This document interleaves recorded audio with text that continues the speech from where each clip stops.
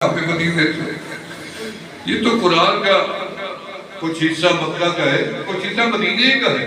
یہی پورا قرآن بھی مکہ میں نہیں اترا، یعنی زیادہ مکہ میں اترا، تھوڑا حصہ مدینے میں اترا. فرمایا تھا قرآن مدینے میں ملا ہے، جہاد کا آغاز مدینے میں ہوا، پردے کا حکم مدینے میں ملا، پتہ چلا کہ روزے کا حکم مدینے میں ملا، حج کا حکم مدینے میں ملا، زکوٰۃ کا حکم مدینے میں ملا، شراب کی حکم حرمت کا حکم مدینے میں ملا، تحویل قبلہ مدینے میں ہوا، مسجد قبلہ تین مدینے میں ہے، پہلی مسجد اسلام کی بنی مدینے میں ہے، مسجد قباء مدینے میں ہے، اور جمعہ ملا مدینے میں ملا، عیدین ملی مدینے میں ملی، حج کا حکم ملا مدینے میں ملا. آمنہ کے لال نے ہجرت فرمائی تو مدینے میں فرمائی، 1,24,000 میرے نبی کے غلاموں کا اجتماع ہوا تو مدینے میں ہوا. 10,000 میرے آقا کے غلام آج بھی مدینے میں موجود ہیں، اور جہاں پہلی قبر بنی جنت البقیع بن گئی مدینے میں ہے. ما بین بینی ومنبری روضۃ من ریاض الجنہ.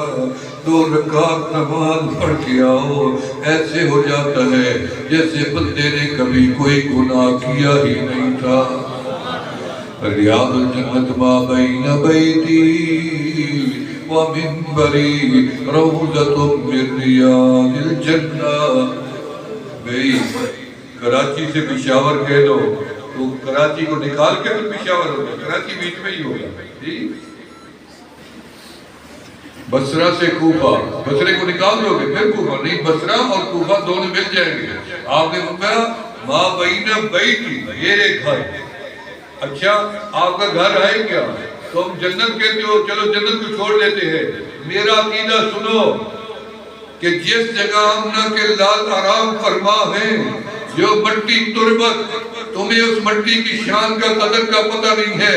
ارض المدینہ فوقہا برکات تحتہا رحمات تراب المدینہ شفاء. تمہیں کیا پتہ مدینے کی مٹی کی شان کا، لیکن وہ مٹی کے ذرے جو میرے آقا کے بدن کے ساتھ پیوستہ لگے ہوئے ہیں، یہ مٹی کے ذرے اس کا مقابلہ کعبۃ اللہ نہیں کر سکتا. یہ کعبے سے افضل ہے، یہ بیت المقدس سے افضل ہے، یہ بیت المعمور سے افضل ہے، یہ عرش اولا سے بھی افضل ہے. جنت کیا چیز ہوتی ہے؟ جنت کی تو رونقیں ہوں گی آمنہ کے لال کی وجہ سے. تمہیں کیا پتا؟ ہم اس جنت میں جانے کے لیے تیار ہی نہیں ہے جب محبوب خدا نہیں ہوں گے. بلکہ میں تو اکیلا جنت جانے کے لیے راضی نہیں ہوں جب تک واقع میرے آقا نہیں چلیں گے، ہم ان کے پیچھے چلیں گے. سمجھ آ رہی ہے بات؟ ہم تو اس لیے جانا چاہتے ہیں تاکہ محبوب کا ساتھ مل جائے. فرمایا آمنہ کے لال اپنی قبر اطہر کے اندر آرام فرما ہے. آمنہ کے لال مدینے میں جبل احد جنت کا پہاڑ مدینے میں. یحبنا ونحبہم، یہ ہم سے پیار کرتا ہے، ہم اس سے پیار کرتے ہیں. یہ روتا ہے ہم پر اس کا رونا سن. مجھے ایک عربی نے بتایا، بہت سی باتیں میں عرب سے سنتا ہوں. ایک عرب نے مجھے بتایا کہ جب حضرت سید الشہداء امیر حمزہ شہید ہوئے، ٹکڑے ٹکڑے بدن محبوب خدا غمزدہ، اتنی غمزدہ آمنہ کے لال کبھی نہیں ہوئے. یہ عام الحزن تھا. سیدہ خدیجہ دنیا سے گئی، وہ عام الحزن تھا. ساری زندگی آپ یاد کرتے تھے خدیجہ رضی اللہ عنہ، لیکن یہ صدمہ ناقابل برداشت تھا. پھر بھی آپ نے برداشت. جنازہ جنازہ جنازہ، پھر آپ نے اٹھاؤ لے چلو بقیع میں میرے چچا کو. اتنے میں پیچھے رونے کی آواز آئی. آپ نے مڑ کے دیکھا بہت پہاڑ سے رونے کی آواز آ رہی ہے. آپ نے مخاطب فرمایا بہت کیوں روتا ہے؟ محبوب اس کو کہاں لے کے جا رہی ہے چچا کو؟ بقیع میں. ادھر سونے دینا. کیوں؟ آپ اپنے چچا کو ملنے آئیں گے، میں آپ کا دیدار کرتا. یحبنا ونحبہ. اللہ نے فرمایا میرا محبوب جو آپ سے پیار کرے گا جنتی، جس سے آپ محبت کریں گے وہ بھی جنتی. پہاڑ جنتی ہو سکتا ہے، تو انسان ہے، جنت تیرے لیے بنائی گئی ہے. اگر تو آمنہ کے لال سے محبت کرے گا تو اللہ تجھے جنتی کیسے نہیں بنائے گے؟ وادی عقیق جنت کی مدینے میں موجود ہے، یہ بھی مدینے میں۔ پھر میں نے کہہ دیا المدینہ جزء من الجنہ، ادھر جنت البقیع، ادھر ریاض الجنت، ادھر احد پہاڑ جنت کا، ادھر وادی عقیق جنت کی، بیچ میں جنت کے وادی آرام فرما، سیدہ شباب اہل جنہ وہیں آرام فرما، خاتون جنت وہیں آرام فرما، میرے نبی کے صحابہ 10,000 وہیں آرام فرما، میرے نبی کا باپ وہیں آرام فرما، اور وہ مدینہ جس کے اندر آمنہ کے لال آرام فرما ہے۔ تو پھر میری زبان بھی کہنے پہ مجبور ہو گئی المدینہ جزء من الجنہ، پھر جنت کے علاوہ ہر چیز ختم ہو جائے گی، کعبے کا نشان ہٹ جائے گا، لیکن عبادت کا مرکز پھر بھی وہی کعبہ رہے گا، تجلیات کا نزول پھر بھی وہاں پہ ہوتا رہے گا۔ لیکن یاد رکھو مکہ گیا، مدینہ محفوظ رہے گا، دجال نہیں جا سکتا، دعوت الارض نہیں جا سکتی، زلزلہ نہیں جائے گا، طاعون نہیں جائے گا، مدینے میں برکات کبھی ختم نہیں ہوتی۔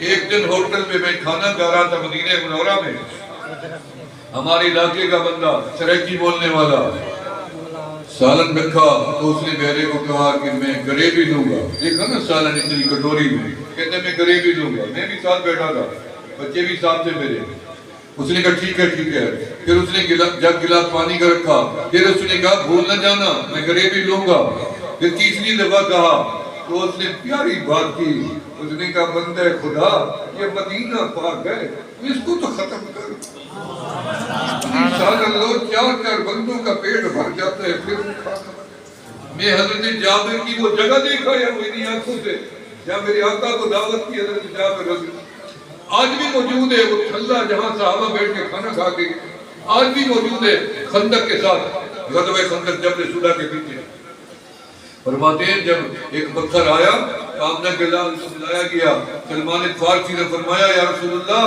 پتھر بڑا ہے، ہم تھک گئے یہ ٹوٹتا نہیں ہے، محبوب خدا مسکرائے اور قدال اٹھایا اور چھلانگ لگائی اسی کے اندر اور قدال اٹھایا، اگر میرے آقا بیچ میں نہ جاتے رب کعبہ کی قسم میں اشارہ کرتے پتھر باہر آ پڑتا، کیونکہ آپ نے انگلی کے اشارے کیے پہاڑ دوڑتے آئے، انگلی کے اشارے کیے درخت دوڑتے آئے، انگلی کے اشارے کیے چاند دوڑتا رہا، انگلی کا اشارہ کیا تو آپ بادل دوڑتے رہے، انگلی میں اللہ کے کمالات رکھے ہوئے تھے، لیکن پھر بھی آمنہ کے لال اپنی جماعت کو دکھانے کے لیے کہ میں پیچھے نہیں ہوں، آپ نیچے اترے، آپ نے آستین چڑھائی اور اس کے بعد قدال اٹھایا، یہ نہیں کہا میری طاقت دیکھو، 40 انسانوں کی طاقت بھلے موجود تھی، پھر بھی فرمایا بسم اللہ اللہ اکبر، اللہ کا نام بلند کیا، اللہ نے دیکھا محبوب طاقت تو تیرے پاس بھی تھی، وہ ذات تو تیرے پاس بھی محفوظ تھے، لیکن پھر بھی تو نے میری مدد طلب کی ہے، اب پتھر کیا چیز ہے، آپ نے ایک قدال کیا پتھر پہ مارا ہے، پتھر تو کیا، ہم بشارت دیتے ہیں ملک یمن فتح ہو گیا، ملک فارس فتح ہو گیا، ملک شام فتح ہو گیا۔ جب آپ جھکے تو آپ کی قمیض پیٹ سے اتری، آپ کا نرم و نازک بدن سفید و صاف و شفاف پیٹ مبارک، حضرت جابر فرماتے ہیں آپ کے پیٹ کے اوپر مجھے پتھر نظر آیا، بندہ ہوا پتھر نظر آیا، وہیں سے بڑے گھر شادی گھر تھا، اہلیہ کے پاس گئے، میں بکری کے چھوٹا بچہ ذبح کرتا ہوں، گوشت بناتا ہوں، تم جلدی جلدی چکی میں جاؤ چیز دو، روٹی بنائیں تاکہ میں محبوب کے پیٹ میں پتھر بندہ دیکھ آیا ہوں، اور میں کتنی کھانا ہو جائے گا، انہوں نے کہا 15 بندوں کا ہو جائے گا، اچھا محبوب کو دعوت دے کے آؤ اور بتا کے آؤ کہ 15 بندوں کا کھانا تیار ہے۔